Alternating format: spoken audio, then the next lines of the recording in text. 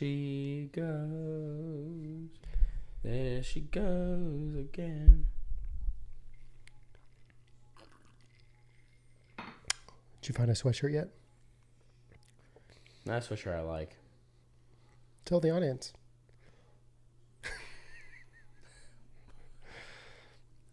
I may edit it out. I may not. Well, there's a cool Lord of the Rings one. The Green Dragon.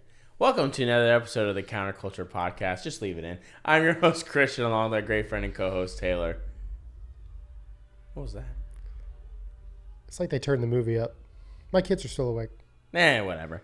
So we'll probably have to edit it out. Probably. Anyway, whatever. Welcome back to another episode. I hope you guys are having a great week. I mean, 2024 is starting out on a really great note so far. How's it going, man? How are you doing? Today was a rough day. We have those days. But I'm good now. Yeah. Yeah. Today was a kind of a rough day for me, too. But you know what? You can't have the good days without the bad days. You can't. Yeah. Keeps you sane. Yeah. Like tomorrow, be working half the day, right? And then go and enjoy some time with family and stuff. Well, Eli will be still in school, but, enjoy time with Christina, the two other ones. There you go. So, yeah. Well, yeah, my problem was a work problem. So, other than that, I did get permission for a little retail therapy, though. So there's that. That is true. Yeah, I was able to get a little motorcycle jacket. So I have one, but this one's a really nice one. So, but this one's better, and I want something better. It's nice. I would never pay full price for it, but it was 50% off. It's last season stuff. So, hey, you know what? Last season stuff still works just as good as the new stuff. Yeah, it's got the aluminum shoulder sliders and like the elbow pucks. Really? So wow. If you go down, I'm going to be like ice skating. But you got to present it like it's safety. You want me to be safe, right? I mean, it is safety. But then she's like, well, you already have a jacket. But yeah, this one's safer. I took her to the store like 3 days ago and like got her to see me like wearing it. And I was like showing her all this stuff. And she's just kind of like eye rolling. She's like, I'm like, look how the quality of this one's so much better than like this brand. Like, and this brand's more expensive right now too. And blah, blah, blah. She's like, yeah, Anyways, it's coming. Maybe I'll show y'all next time. We'll see. Why not? Maybe I'll just wear it during the podcast. Maybe you should just wear. I know we're on a rant now, but clearly my mood's better, as you can see. But in the store, like when you try to walk normal, you can't. Like you're like in this position. Yeah, like it's like funny, like like fat guy in a little coat. Yeah, it's like that because it's like a track jacket. Yeah. So it holds up position, right? Which is better than a normal jacket. When you go into that position, it all bunches up. Mm-hmm. The problem is like trying to like walk into school or into work or something. It just looks like you're like trying to be one of those big guys. Yeah, look at me. Yeah. Well, King of the castle. What was that one from? Borat. Oh, that's right. That's a deep cut, right? I mean, she's never gonna get this. Yeah, King of the castle.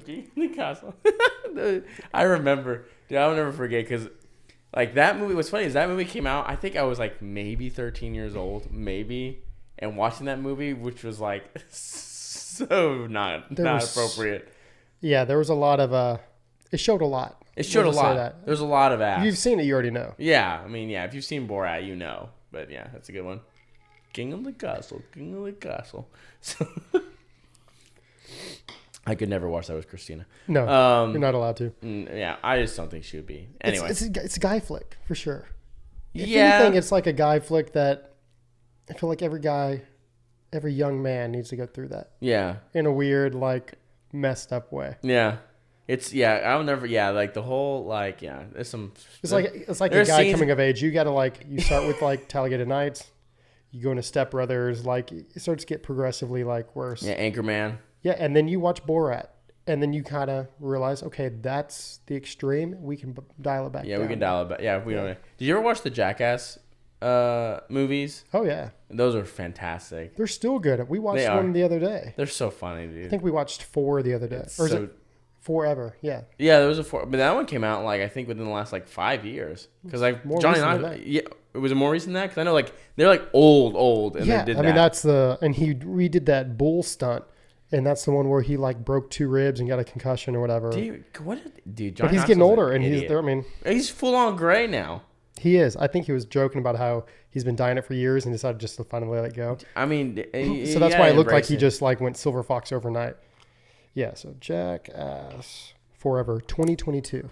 Told you. Holy, that was 2 years ago. Told you. Wow. You're probably thinking of Jackass 3D. Well, no, that one that's over 10 years old. It has to be over 10 years. Jackass 3D was 2010. Yeah, so 14 years. Yeah. So I knew that one had been a while because that came out. I remember that came out in high school. Yeah, but there's probably gonna be another one because if you watch Jackass Forever, that's the one where they were like bringing on new people. It's almost like they're passing the torch. Oh. So I'm curious to see where it goes. See, here's the thing though. But they is used that, to even have the show on MTV. well, that's how I was first introduced to it. Then I saw there was movies, but I watched it show on MTV.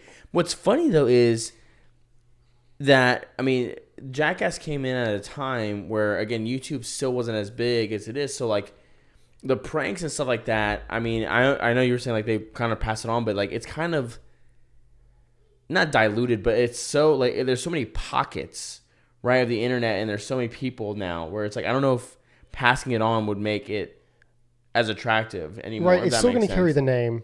Yeah, but is it going to carry the fame? See what I did there? I see what you did there, but that is the question, right? Because like part of what, yes, it's the stunts, but what makes it funny is Johnny Knoxville and Steve-O and Bam still think they're going to be Margera like and all those in it or producing it. I just don't know if they're going to be like doing the stunts.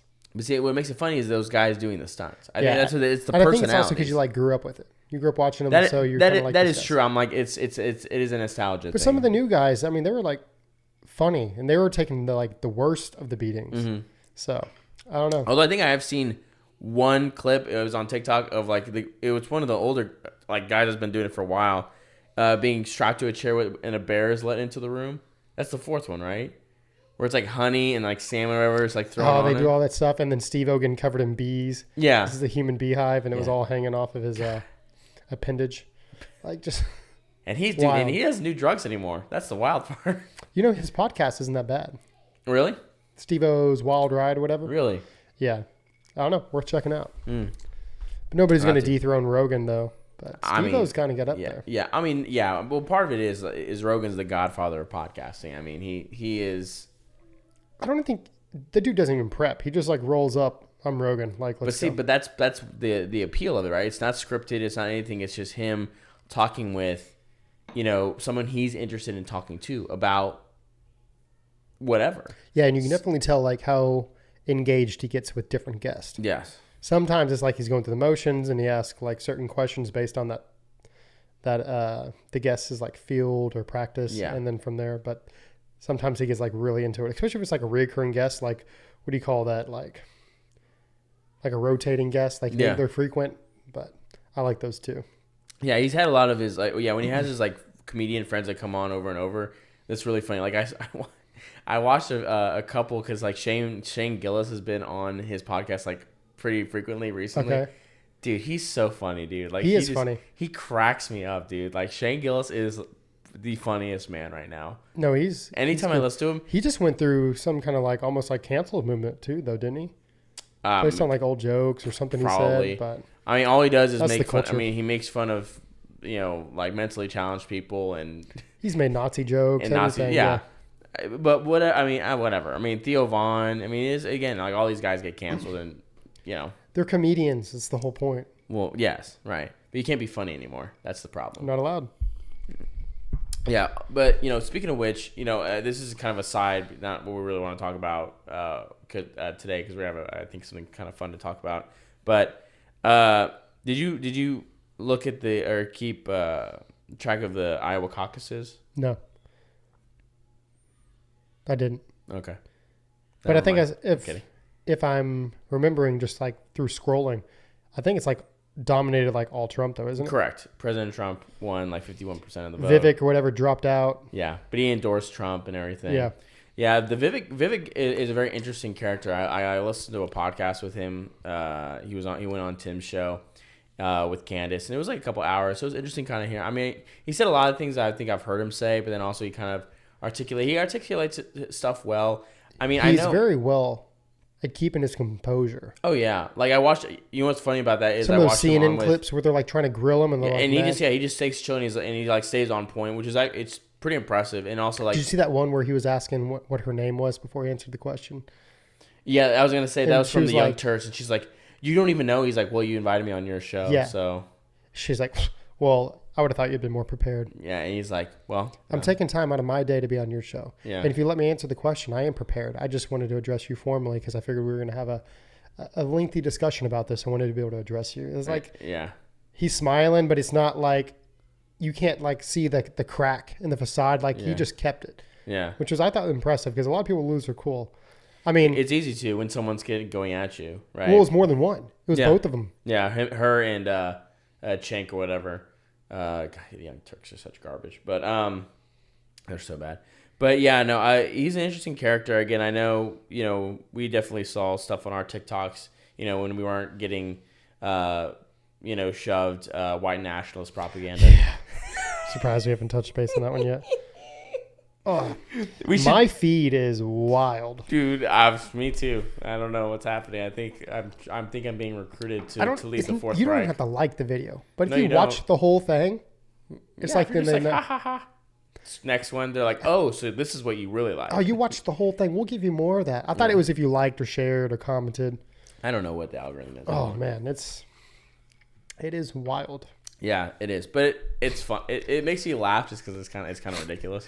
And they always start off. Some of them start off like innocent, like you don't know what you're getting into, but you can kind of like, Yeah, you're like, is this a Nazi wait, thing? yep, it's a Nazi thing. You're like, It thinks I'm a Nazi. oh, like talking about this one story about this like World War I soldier that was like spared in the trench, blah blah blah. Then it ended up being so important during World War II, and everybody in the comments was like, was he aspiring painter? Like, like you don't even have to say it. Like it's wild. Right? It is funny. Yeah, was he an aspiring painter? Oh, I love World War II history. But yeah, no, that just happened. I mean, again, 2024 is gonna be nuts, man. It's gonna be nuts. Because again, I just was watching it just because obviously the Iowa caucuses just happened. Again, Trump won, but it's very And that's just where they're voting for candidate. right. We're for the still in the party. primary. Yeah, Yeah. like I think Super Tuesday is, I think in another month or so, where like Texas and everybody's gonna vote too. I think I can remember. I'll know when it gets closer, but It'll be interesting. it's gonna be wild. This year is gonna be weird. Again, I can just tell it's gonna be very weird. It's gonna be very odd. You know what's crazy to think? It's almost been 4 years of Biden already. I know, isn't that wild, man? Dude, that's crazy. They say Because we time started the flies when you're show having fun, during the but I'm not having any fun. during the elections. We did. Well, we started during COVID. Yeah, Pretty much, yeah. So it was right at the election time. yeah, 19. Wow. Yeah. Yeah, Look I'll at say it us. again.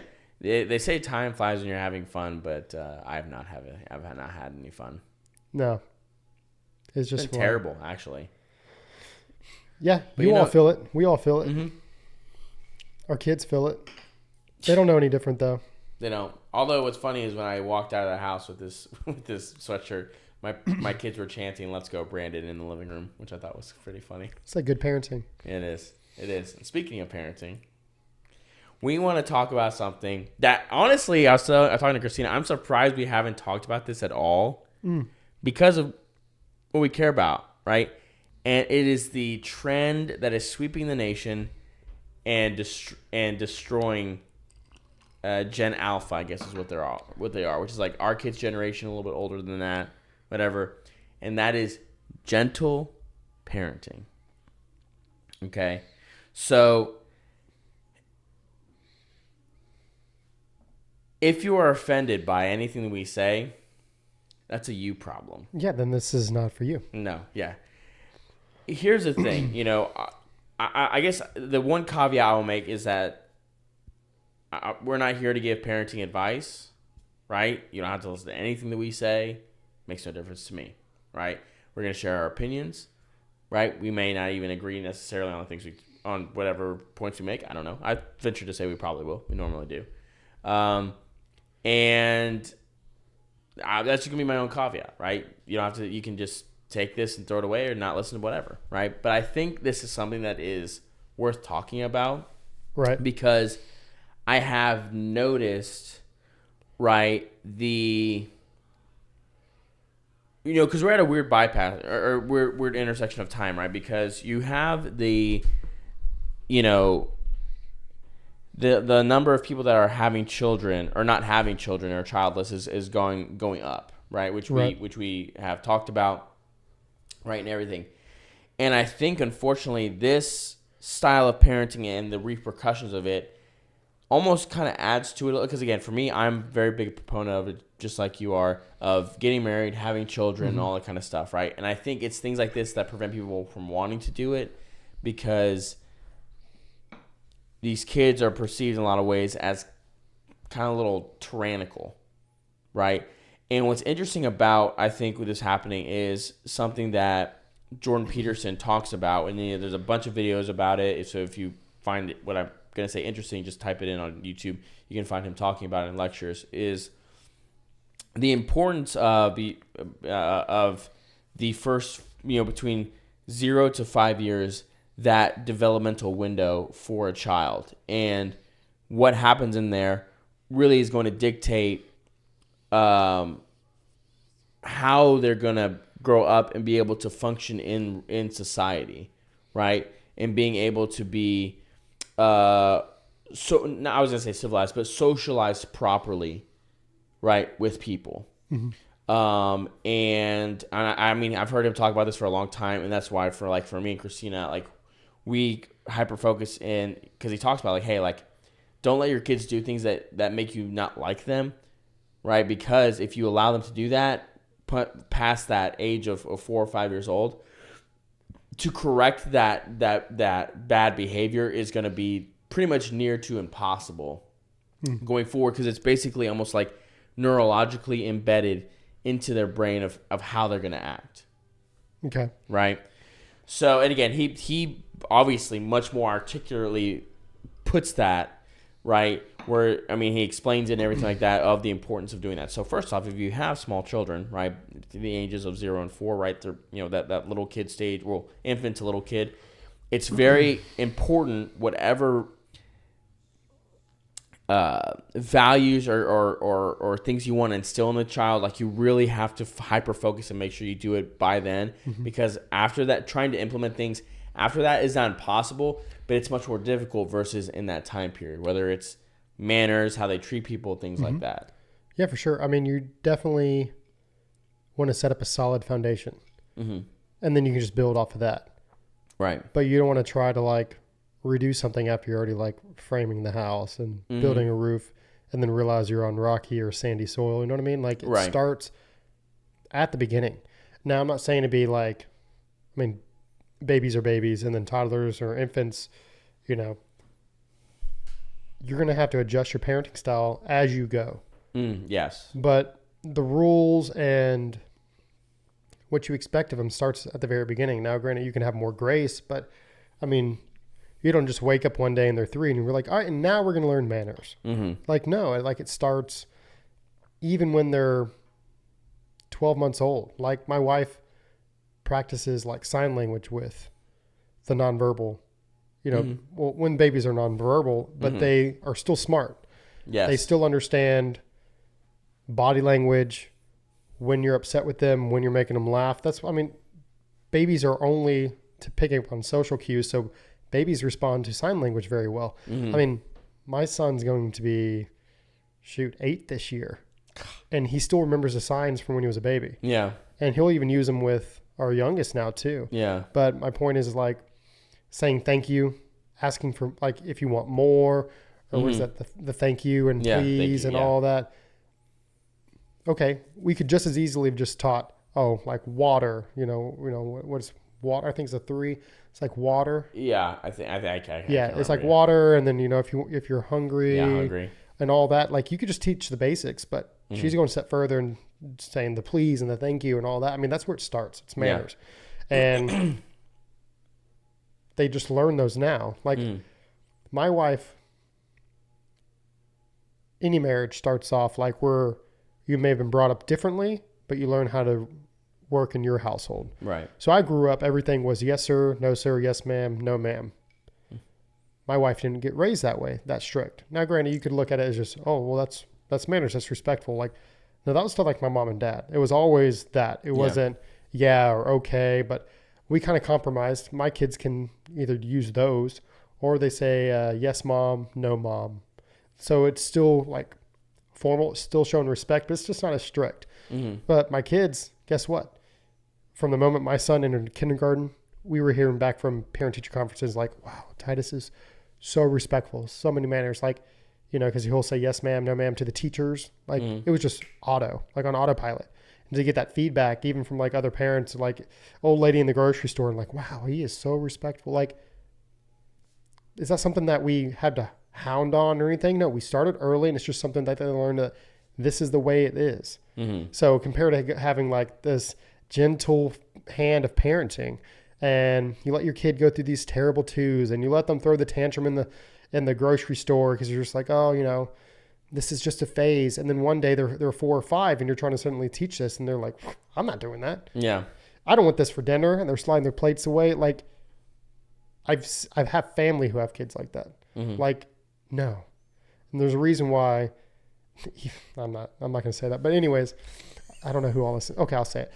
I've even got like feedback from like my own grandmother, like as she watches all of her grandkids, and I even got comments from my grandmother like, man, your kids are like the best behaved, things like that. And to hear that from your grandmother, who shouldn't be biased and she should love them all equally, and I'm sure she does, but just the fact to get a compliment from like something like that. Yeah. Whereas the other ones are running and throwing, hitting each other with toys, and like, my kids have fun. My kids still mess up and get in trouble. But the point is, when they're not around mom and dad is the key too. Correct. In fact, they do it more often when they're not with us. We may have to correct them. Like my son may be throwing like give him some attitude because we took his iPad away because we wanted to have dinner as a family or something random like that. Like, all right, no iPad at the table. What? Why? And like, oh, no, we're going to have dinner as a family. Oh, fine. Yes, mom. And like, he like kind of like rolls his eyes or whatever, but at least he's still doing it. So he may push back with us a little bit, but when he's not with us, to any and everybody else, it's just autopilot. And it's not like we're there to remind him, but the point is like what he's giving to us is just for us. He may push back because we're his mom and dad, but to everybody else, it's just full manners all the time. And there's a sense of pride with that. Because I mean, it wasn't always easy. You know what I mean? Like, I don't always want to be that tough dad. I want to be the fun dad. I want to pick him up. I want to throw him. I just want to play. But I'm the head of the household, so to speak. I mean, me and my wife are partners. Obviously, we're equals, but I'm definitely the discipliner, and she's the more nurturing type. And we all have our roles. And if your family dynamic is different, then whatever works for you. But I think somebody needs to be the one who has the stronger hand. You know what I mean? Yeah, I think you're right. And what I think that's definitely Christina for you. She's the strong hand. I mean, you're definitely the softy. I'm definitely. I'm not the disciplinarian at all. But I think the biggest thing, just like so many things, and we've talked about this with millennials, right? Because typically it's millennials who are, not typically, it is millennials that are raising this Gen Alpha, whatever, right? Well, it's because if you look back at it, they all think that they were abused. Correct. And they're like, right? I'm not going to be like my parents. Overcorrection of, and a retaliation to their Gen X or Boomer parents, right? For you see it all the time online. There's an entire movement for it, and they've even got like memes where it's like it shows like their parent and how strict they were, and it shows them like shielding their child from the grandparents so that they can't hear how they were raised. Like they're what? Yeah. No, if anything, like you want as much family in the child's life. Now, if somebody's abusive or just bad, then your family comes first. Your intermediate family, right? You picked them. You married in. You had those kids, right? But like you said, like putting aside like the obvious or should be obvious caveat of like any sort of verbal or physical abuse, obvious like that is obviously bad and obviously like that's not good and that should be kept. I'm gonna come out and say I spank my kids if they need a spanking, but there's other ways that work better with each kid too. Some respond to a spanking, but by no means should you ever be abusive. Like, I'm not like locking them in a dark room until they learn their lesson. Like, that's abuse too. There's other forms of abuse. Who's that big YouTuber who just got like convicted or tried because she was like imprisoning her own kids or whatever and all that? Like, stuff happens. That stuff's not okay. Yeah. But just because when you were growing up and you were going through your 15, 16, teenager, all that angst, and you were pushing back on your parents and they took the door off your room, like, that's something I don't like. Privacy is, you have to earn that while you're living in your parents' roof. I'm not saying like prison rules and, there's no door on the bathroom, so you have no privacy when it matters like that. But like a closed door, if you lose that privilege. But that's one of the biggest arguments I hear or read, especially in the comment sections, things like that. Like, my parents took my door off and it scarred me, and that's where I get my trauma, and that's why I have these mental issues now because of how I was raised. I'm like, they took your door off? Like, what were you doing? Like, to deserve that? Like, I give my parents a run for their money. I know that. I mean, there's a time I think they actually took the door off my room. I lost that for like a week because of the attitude I was giving back or talking back or what have you. But like, guess what? I learned my lesson. I owned up to it. I moved on. I got my door back. Yeah. It comes with respect. Everything's respect. Right. 100%. And I think that's the thing is that, like, ultimately, I think a lot of the time when it comes to, millennials that look back at these things with such an idea of so much trauma. Yeah. Is I think the tendency is to confuse just bad feelings about something with trauma, right? And it's like, no, I mean, because like you said, the question is, well, what were you doing? And again, I'm not saying that your parents are angels or something like that, but it's like, are we gonna pretend like you were doing nothing to deserve that? I think like where are we taking responsibility and saying? But they're not. They're not taking responsibility. And there's one thing I want to touch on. As a parent,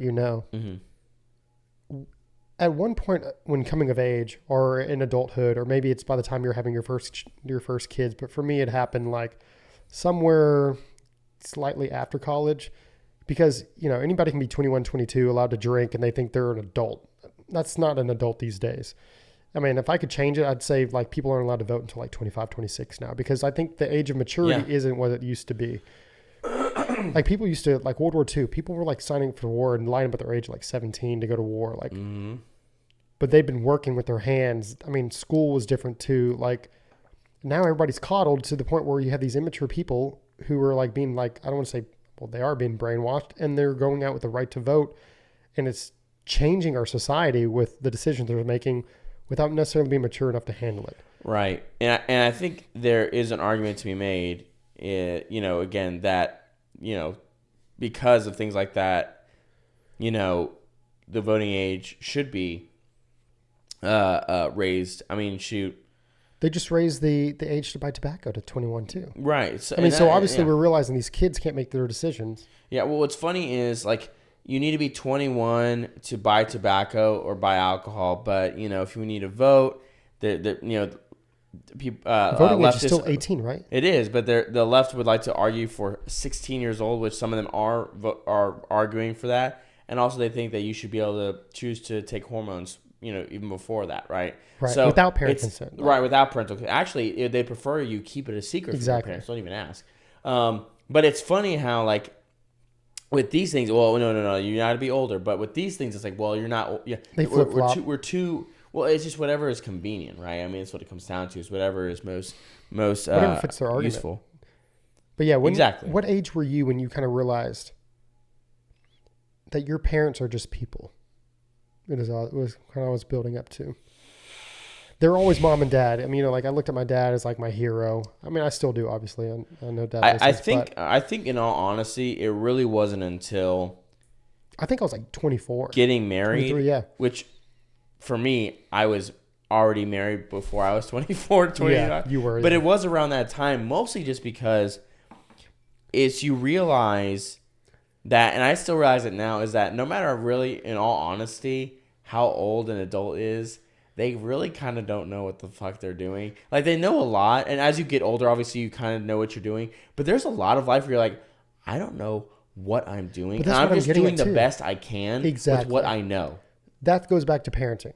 You're talking about this like where these millennials look back with this childhood trauma and they just want to blame the parents. But they don't want to put the blame on themselves because they don't even remember what they did at the time. They just remember what the consequence was or how their parents acted. But their parents, there's no parenting 101 book that just has the answer for everything. Not truly, yeah. I mean, there's help books and stuff, but I mean, only that parent knows what that child's going through or what that child needs, and they're going to do the best they can. Sometimes they're going to screw up. Sometimes they do it way wrong, obviously. But they're just people. We're inhuman by nature. The point is to do the best we can. And what we're seeing now is a lot of people aren't doing the best they can. Or they're going the wrong direction, and then they're realizing that they did it the wrong way too little too late. Right. And I think, unfortunately, is because of this trend towards, again, this gentle parenting, idea, is that, like a lot of things, it's being implemented poorly by the average parent. Number one. Number two, it's being seen as like a blanket approach to like everybody, which doesn't work either, because kind of like you were alluding to earlier, every child is different, right? Because I think of like a retired football coach. I think it was Jimmy Johnson that said this. I'm almost positive. He was the coach for the Miami Hurricanes and then the Dallas Cowboys. He was quoted saying, "I treat every player equally different." The point being that you can't, like, you're not going to use the same thing with every single guy on your team. No, everybody needs to be coached differently. They respond differently. Visual learners, verbal learners. Correct. Right. So it's the same thing with your kids, right? Like all three of them can't have the same approach necessarily. There are some things that you can kind of do, but you got to have something different because they react differently to different things. Right. So there are some cues from this gentle parenting that may work for your child, but to just have one blanket statement of it's all gentle. I mean, kids need to know that there's an order to the household, because guess what? As tough as you're going to be, life is going to be tougher. Much tougher. And if you don't prepare them and make the hard choices as a parent, because trust me, it's not fun disciplining your kid. No. I don't enjoy it. I'm not a sick, twisted person like that, but I know that that's the person I need to be at certain times. And as a man, as a father, as a husband too, I need to step in. It hurts. I mean, especially if, you have to spank them or send them in their room and then they cry, and sometimes you just want to cave and, give them back their iPad, whatever you did, to punish them. Or you're going to bed early, no popcorn tonight, like you're going to bed now. And then they cry and it's like, man, there's times where I've caved in. I'm like, all right, one last chance. And there's times I said no. And I make them go to bed. It hurts, and then they're like crying themselves to sleep up there. And the whole time you just want to go up there and like hug them and just like let them know, like, okay, it's okay. I'm sorry. I was too tough. But guess what? If you hold your ground and you do what needs to be done as a parent, the next day, things are better. And the next time you ask them, they know that you're serious, and it shouldn't get to that point because you put your foot down that one time. Didn't mean you put your foot down the first time. You have grace. You give them chances, whatever. But push comes to shove. I mean, if you're not going to do it, life will. Whether it's police, whether it's a judge, whether it's a boss, like somebody's going to put them in their place, and life's not going to be as fair as you would be as a parent. So, I mean, ultimately, if you want to call this gentle parenting or strict parenting, I think it's just life preparation. Yeah. And I think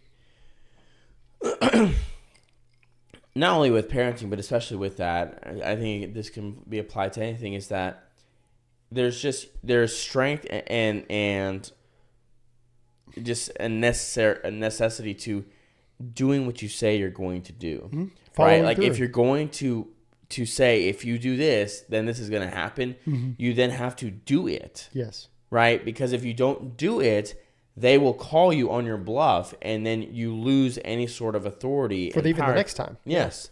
And so so I'm going to use this article. This is from a website called Law and Liberty. This is essay that was written summer of last year. I'm going to kind of use this to reference a little bit from, for our conversation, because this woman, Elizabeth Grace Matthew, she titles it the case against gentle parenting, right? Okay. So she's coming from, I would say, probably a closer perspective to us, but she's around. Excuse me, or bless you. Where am I? I don't know. He's cut off. Yeah. So she says children need to learn that the world does not revolve around their feelings, right? So the first thing is she kind of goes through this little excerpt of a little story that happens to her, which I think is interesting. So she says, a few weeks ago, my youngest son, age 2, had some sand kicked in his face at the neighborhood playground. The sand kicker looked like he was also about 2 or 3. His mother, who looked maybe a couple years my junior, I'm 35 years old, was hovering nearby and immediately intervened. Well, sort of. She knelt down to her son's level and said, quote, "That little boy might not like having sand kicked at him. Are you bored with the sandbox, and that's why you're kicking sand?" The kid did not respond. "Are you feeling tired?" Again, no response. I was tired just watching her, is what she's saying, right? Maybe it's time to try the slide, right? The little boy pointed over the jungle gym, and then, so she took her child, right, and kind of walked off. She said sorry, and this, Elizabeth, the lady, says, no worries, whatever. And then, her son kept playing, whatever. And she says, I felt sorry for this woman. I saw how closely she was hovering near her son while he played, and I noticed that she had Helicopter parents. offered him not 1, but 4 different snacks within a 10-minute period. It all added up. I had placed her, even before the sand kicking incident and the subsequent feelings-centered redirection, as a likely victim of the latest fad in child rearing, gentle parenting. Right? So that's how she kind of like introduces this article. Right? And number one, for me, I'm like, there's so many things about this. I'm like, oh my God, I would like have like a internal meltdown. Right? It'd be like the Tony Stark gif of him, like where it says internally screaming and he's like this. Like that would be me. Because the absolute just ridiculousness of trying to reason with a 2-year-old about their feelings is just insanity. Maybe 4 or 5, I would get it. Like maybe they're intelligent enough at that point to kind of like understand feelings and use words to kind of. But again, you're excusing what his actions were in the first place. You know what I mean? I don't know. I mean, there's a lot there. Definitely not how I would have reacted. Right. Probably would have went over and kicked sand in his face. Shit. Just kidding. I wouldn't do that. Yeah. Well, I think the biggest point is like what you said is she addresses how he feels, but she doesn't address that what he did was a bad thing and he should not do it. Right. She just says, "Oh, are you bored or do you feel tired?" Which is kind of irrelevant because being bored or being tired is not an excuse for his actions. Yeah. Yeah, the actions of like kicking sand or hitting another child. But again, your job as a parent is to teach right and wrong. It is to teach what happens. The kid is testing. The kid is saying, "Ooh, this is fun kicking sand. I wonder what happens if I kick it at somebody else." They don't, until it happens to them and then they cry or whatever because they get it in their eyes. They're not knowing what they're doing. Kids are curious by nature. He's doing something to see what happens next. For the same reason, children are curious and they touch something and then they find out what's hot and what's cold. Ouch. This fireplace is hot. Okay, I'm not going to touch it. You know what I mean? Like you have to be, and those kind of things are obvious. Obviously you want to protect your kids, but sometimes you let them kind of find out, like going up and touching the oven door while it's got a pizza inside. It's not going to burn them, but they're going to find out, ooh, okay, I don't play with the oven. And guess what? If you're constantly hovering or just pulling them away and they get more and more curious, well, why is mom keeping me away from the oven? And then it becomes this like every 30 seconds you're like moving the kid away from the oven, or then you feel like you have to put a baby gate up and corral them just in the family room and their little padded play octagon, UFC thing, whatever. Like they don't learn. And then guess what? As a parent, you become almost more overly stimulated. You feel like you're on edge because you're constantly having to watch and make sure they're not doing this or that, unless you cage them up. Whereas if you just let them find out, you let them see the consequences. Oh, I touched this. Yeah, that didn't feel good. Guess what? They're not going to be playing with the oven anymore. And then you can cook or do whatever you have to do, and the baby's just going to be playing in the kitchen with you, because you allowed them to find out. Well, the same thing with this whole kicking sand thing. Like, you got to immediately go up there and address the situation and be like, hey, you don't do that. Hey, you're not being very nice. We don't do that. Mm-hmm. Like, you got to let them know what he's doing is wrong. And it may not click right away, but he's going to learn, I'm not supposed to kick sand on other people. Mm-hmm. And I'm not saying kick sand in his face as a parent. And so he's like, do you see how it feels? It's not nice. It seems extreme, especially for a 2-year-old. But they understand good and bad. You just got to help them get there. Right. But this version of that gentle parenting doesn't allow them to get there. Right. You're almost excusing their actions and then trying to justify their feelings and then help them get over it by presenting an allotment of snacks, which is almost, if you want to break that down, I understand having a couple snacks, but if I pull out, you either want this or you're not getting anything. That's how we roll. It's like we brought a snack. I don't like it. Well, I guess you're not hungry. I don't know what to tell you. They may whine for a second and then be like, okay, do you want it or do you not? That's a second chance. And they're usually like, okay, fine, I'll take it. Yeah. But that child is just going to grow up and be like, well, I wanted this and you didn't bring this and blah, blah, blah. And I'm not eating it. And then they throw themselves on the floor. They make a scene, whether it's in Macy's or wherever. And guess what? You're that parent and you wake up and how did I get here? Mm-hmm. I've done everything I was told to do. Mm-hmm. I don't want to be like my parents. I'm doing everything that's right. So why is he turning out like this? And then I don't know. Yeah. Then those kids are on Adderall and then they're seeing therapists at 13 because they're going through all these, and then they're probably on hormones, to be honest. I don't know. Right. So this is kind of where she continues. So she says, in a New York Times essay that begins with a similar playground anecdote, kind of scenario, Caitlin Mostello, it doesn't matter, defines gentle parenting as an approach that steers away from punishment and focuses instead on helping the child become more self-aware. Old reliable parents phrase from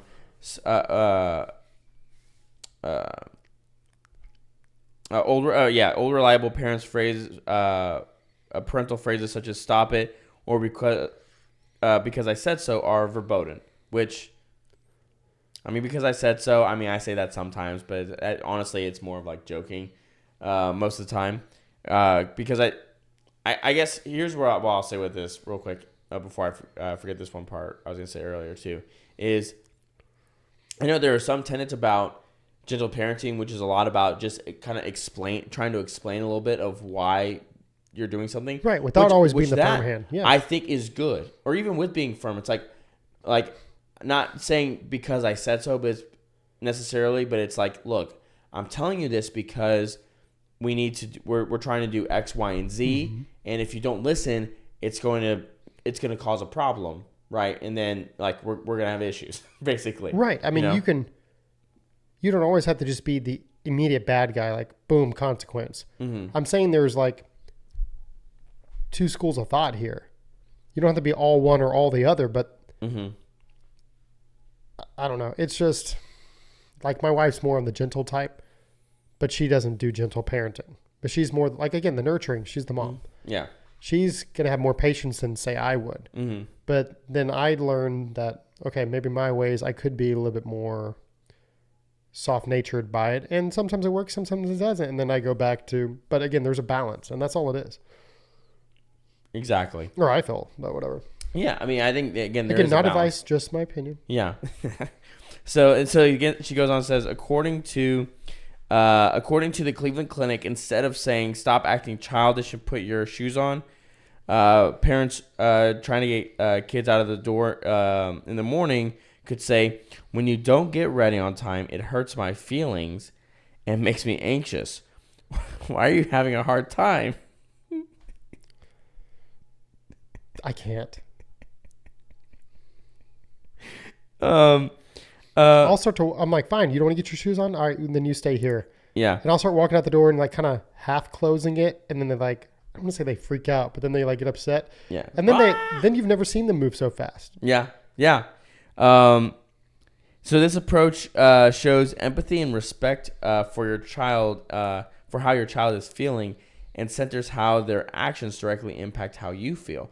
So again, it's a lot of very like feelings centered of what's happening, and again, not that you should discount how someone feels, but a lot of times how you're feeling is kind of irrelevant, right? Because if you go through life with doing what you feel like doing, you're never going to do the things necessary. Because like for me, sometimes I don't feel like waking up to get ready for work. I don't feel like doing a lot of things, right?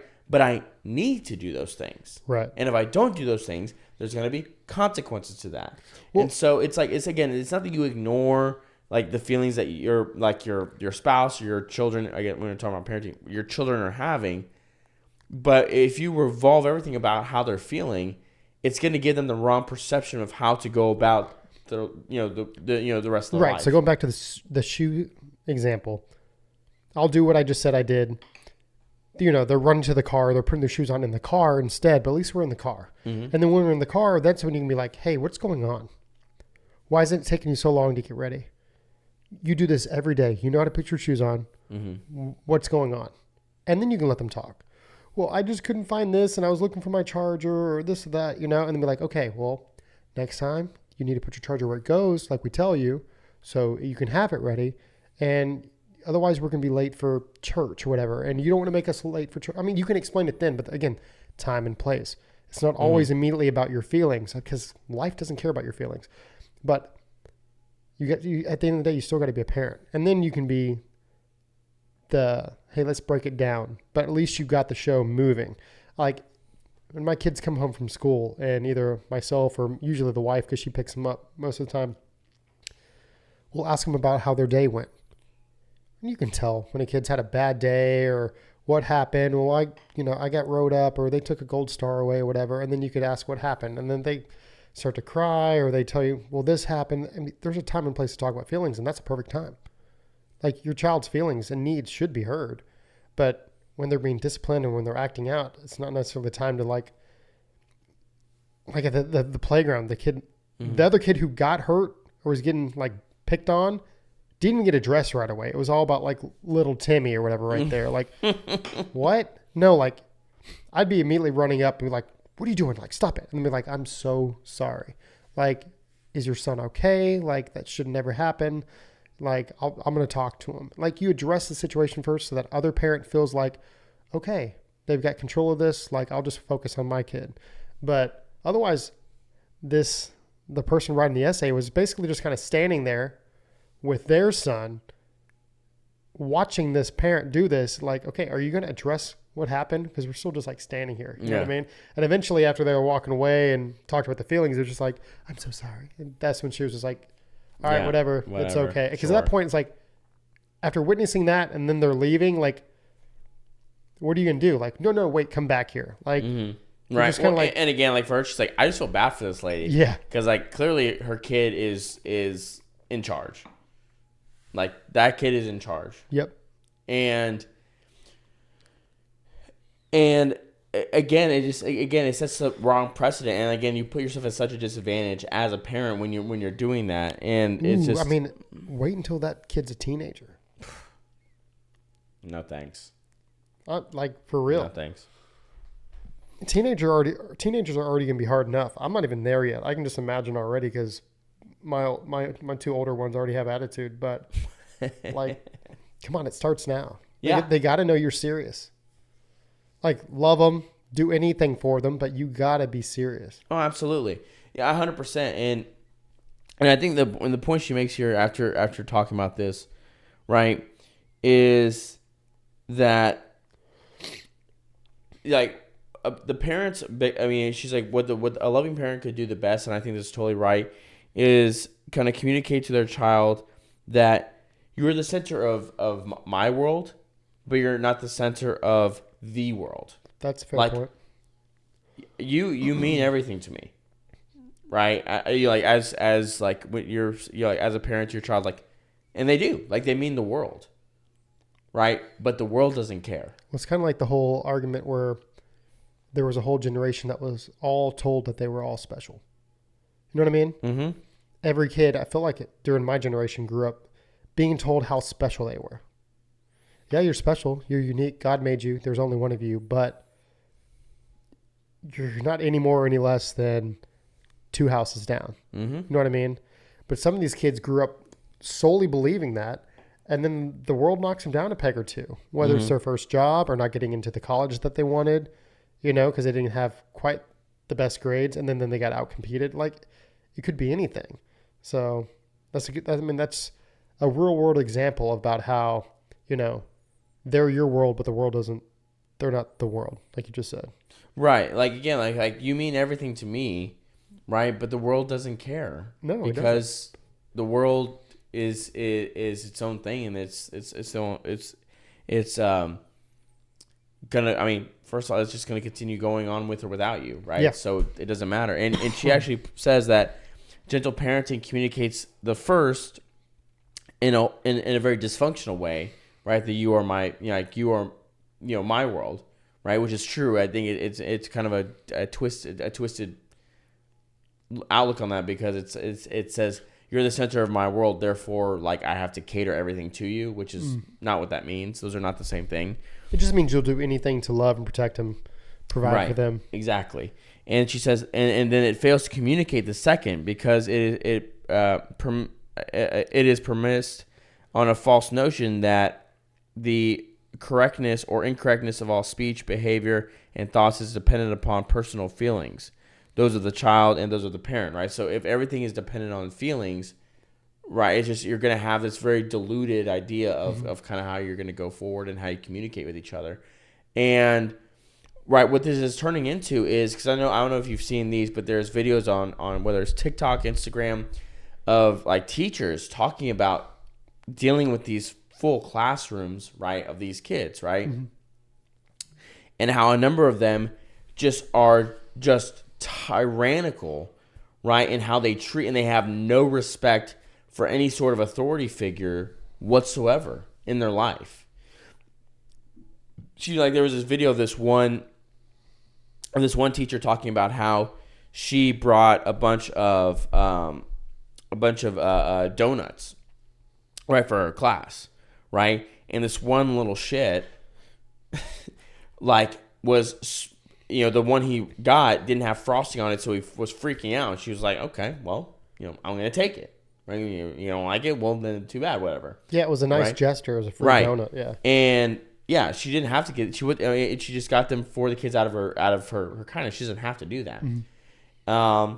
And I guess it must have been like a little party or event or whatever, because moms were there, right? Because she talks about how her mom, even after this display of rude, lack of gratitude, mm-hmm. and everything else that this little boy showed, right, by not being grateful for getting something that he didn't have to get in the first place, and then showing disrespect towards his teacher, the mom goes and gets the donut and gives it back to him, right? And so he learns nothing from that interaction, right? Because what the teacher was doing is teaching him empathy, like you should be, like, the importance of gratitude, mm-hmm. all that kind of stuff, and that's all wiped away because the mom was uncomfortable with seeing her child basically getting disciplined because she won't do it. Right. Well, even just for the mom to go up and grab something that wasn't hers anyways. Those aren't your donuts. You didn't pay for those donuts. Yeah, no one asked you, right? No, but you get the point that the teacher's making, right? Yeah. And talking about that, and just the and again, there's like hundreds and hundreds of like pages of teachers like in tears, like, because they're dealing with these kids. And number one, I don't have, to be honest, I don't have much respect for teachers anyway. It has mostly to do with the fallout of COVID and all that kind of stuff. But I know there are good ones out there, and even if I don't think teachers are like heroes to all of us, which some people do apparently, I do think they still deserve respect, and I feel bad they do have to deal with kids like this all day long, because that is like unbelievable to me. right? Because they're having to discipline these kids, and anytime they're bringing it up to parents, the parents are saying, "Well, what did you do? What are you doing that my kid's that's behaving poorly?" Versus taking any sort of responsibility for the children, because at the end of the day, right? And this goes to the point you were making earlier, is how our kids are with other people is a reflection of us as parents. Yep. 100%. It is always a reflection of us as parents. And so when I see kids that are bad and behave, I'm like, those parents are terrible. Yeah. And I will make it a decision in that moment that if Eli even decides, or one of our kids starts to be friendly with a kid like that, there's no chance. It's not happening. 2 reasons. Number one is that behavior is going to rub off on them, right? And I'm not going to have it, right? So it's to protect my child from the back end of me getting pissed off from the bad behavior. So to avoid that, I'm going to say we're going to stay away from those kids. But then also, those parents, I want nothing to do with. I was about to say that. I didn't know. I want nothing to do with those parents. If your kid and that kid became friends, next thing you know, it's like sharing parties and all that. And I don't want to be with those type of people. No, I have zero interest in being around those parents. Because they probably vote left anyways. And what do we have to talk about? They are probably lefties. That's right. And they're probably beyond burgers at the barbecue and and they're like quadruple vaxxed, right, and all this kind of stuff, right? So you make a good point with that, absolutely. But it's like I want nothing to do with those people, right? Because again, your child is a reflection of you, right? And so like you, I mean, we've gone a lot of I can't tell you how many times like we've gone out to restaurants. And again, people will come up and say, "Well, I cannot believe how well behaved your kids are," and obviously we say thank you and all that kind of stuff. But again, a lot of it is because Christina and I set the expectation that you are going to behave this way, and there is no ifs, ands, or buts. There's not a choice in that. And some people may think, "Well, that's terrible," or very strict. Maybe let them be kids, blah blah blah. Yeah, but what I know is that my kids will be better off as they grow up. That I did that, right? Because they'll be a better functioning member of society versus kids that are able to do whatever. Like I have come to quickly see, right, that because of a lot of parents are again. Not even gentle parenting, but like very passive parenting, where they're just not there, man. You know what I mean? They're checked out. They're just checked out. Yeah. There's that. They're letting them be raised by like tablets, right? Yeah. And again, let me say this: like if you have a tablet for your kid, like I'm not judging. I'm not saying right, but I'm not saying that in itself is bad, but seeing that clearly, because again. You can see it just by the way that they act. Like when I see a family, this happened at my sister-in-law's rehearsal dinner. I was going to the bathroom. I saw a family that the parents were both on their phones, and all 3 kids or 2 kids, whatever, had their own individual iPad, and they were all just sitting there, just like I mean, they weren't drooling, but it might as well have been drool coming out of the side of their mouth, just zoned out, right, at this dinner. Which is just, I'm like, dude, these parents are checked out. The kids are checked out. Yep. Like there's no way they're functioning properly in society. Yep. They're just not. You cannot, right? And again, I'm not saying that having a tablet for your kid is a bad thing, but to allow it to be basically it's like you're just shoving it in their face because it's going to keep them quiet and you don't have to do anything. It's just laziness. And in a certain way, I believe it is a little cruel because you're robbing them of a childhood. Yeah, you're robbing them of a childhood. You're robbing them of any interaction with their parents, and they're just being raised by whatever fucking moron on TikTok or YouTube or whatever that they're watching versus you and engaging with them right in a deep way, and then you're gonna be shocked and confused when they're going by fucking pronouns they them and shave their head in college, and they're like, I don't know what happened. Well, you didn't engage with your kid all this time, and now they have people that are engaging with them in some way, make them feel special, so therefore they hate you now, right? Like all those things, it all is connected in that way, and so it's like for us, like, again, like when we go out, like sometimes we'll like have the kids bring like little like I mean, we don't have tablets for our kids, but we have like little like little writing things, like they're like not an etch a sketch, but it's like like they can erase whatever. It's like little pads. Like that's what you get. If you want something, that's what you get. If not, we're sitting down together and we're gonna engage with each other, right? And like, or even at home, like Eli's gonna tell me how his day was at school. He's gonna tell me what happened. My daughter, she's gonna tell me about whatever she did with my wife. You know, because like you need to engage with them in their life. You need to engage with them. They need to see that you're looking at them. Your kids need to see that you care. You want to talk about being a loving and caring parent. That's how you do it. You engage with them, right? And you play with them and all this kind of shit. You don't let them. You don't worry about their feelings necessarily. You focus on proper discipline, right, in the appropriate way, right, for whatever happened, right. And again, people have screen time. There's nothing wrong with that. All that kind of stuff, like video games. I'm not like one of those. Again, video games aren't evil or whatever, but you have to engage with them, right? Because again, we've never, like our kids' generation, the amount of technology they have at their fingertips. It's a lot. It's like. There's a reason why, again, anxiety, depression, attention deficit, right, ADD, all those things are up because I think a level of it is the exposure to technology that I think, again, our brains are a neurological level, like, do not know how to handle. Even as adults, we don't know how to handle it. Well, especially when they're still developing. Yes. Like, my two kids are older now. So my middle kid just got an iPad. So she's kind of trying to keep up with my oldest now. But yeah, I mean, there's a time and a place, and it's not like, oh, you're annoying me, so here, take this iPad, go somewhere. Like, because otherwise you're that absentee parent, which is almost worse than a gentle parent.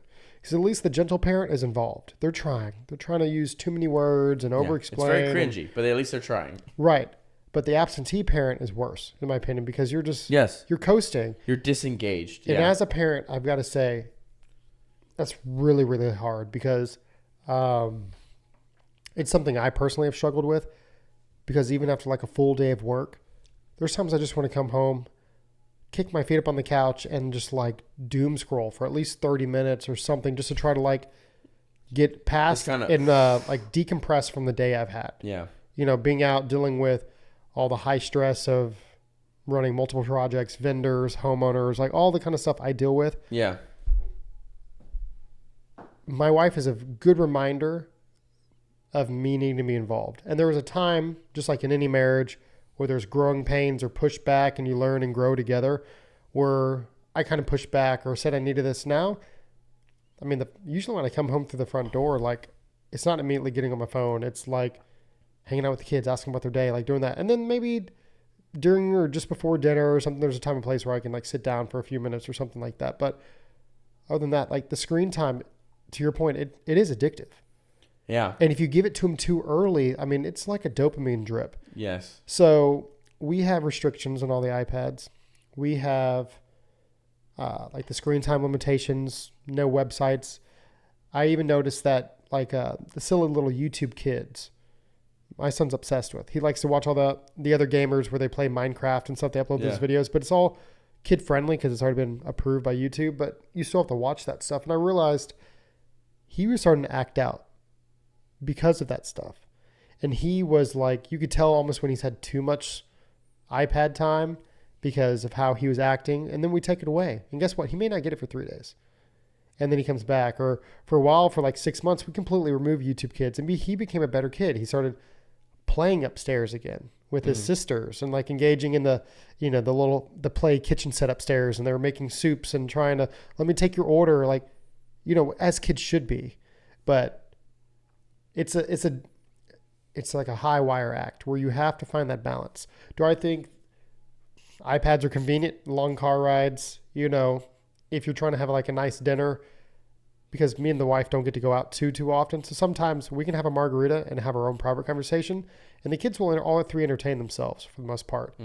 Whether that's coloring books or playing with each other, or one has an iPad and they're all watching the same TV show or something. But again, that shouldn't be an all the time thing. Yeah. there is a balance. And the problem is some people can't handle that. Just like some people can't handle credit cards. They get that temptation and then they're maxing everything out. Mm-hmm. You know what I mean? If you're not the person who can have that structure or be, what's the word? Not like strict with yourself, but like just hold yourself like accountable, basically. Yeah, self accountability. Yeah, then don't do it at all. But yeah, I mean I'm surprised we brought this up because to me that's worse than the gentle parenting. But yeah, a lot of times those gentle parents. I think that they kind of can coincide because I think a lot of times on the because we have like the cringy TikTok mom who like posts like herself like trying to gentle parent or whatever. But then I think more often than not, what's called gentle parenting, quote unquote, is more of passive or absentee parenting. Yeah. Because basically you're just letting them do kind of whatever the hell they want. Yeah. Right. And then when they do something wrong, you're just kind of like, whatever. Don't do that. Yeah. And then you go back to like. Or they film it and they're like, isn't that funny? And you're like, no, it's not. It's actually terrible. Yeah. But I don't know. I don't have it all together. Anyway. Every day I'm learning. Oh yeah, I mean, again, and we're not, we're not perfect. Again, we're trying to give advice, but if you take anything away from this, you should spank your child. No, I'm kidding. At least once, just try it out, see how it feels. Just but yeah, no, I wanted to just talk about that because I could keep talking about this forever. I mean, yeah, we could keep going for a while, but my glass is almost empty, and mine is empty, and I gotta go home. So, cheers to that. But I wanted to talk about this. I thought it was interesting and everything, and obviously we've talked about parenting and marriage before, but we've never touched about gentle parenting, which again I think is just stupid. That's just me personally. No, I'm not saying you hold into the same thing. I am saying it's stupid. Cheers. We'll see you next week. Later.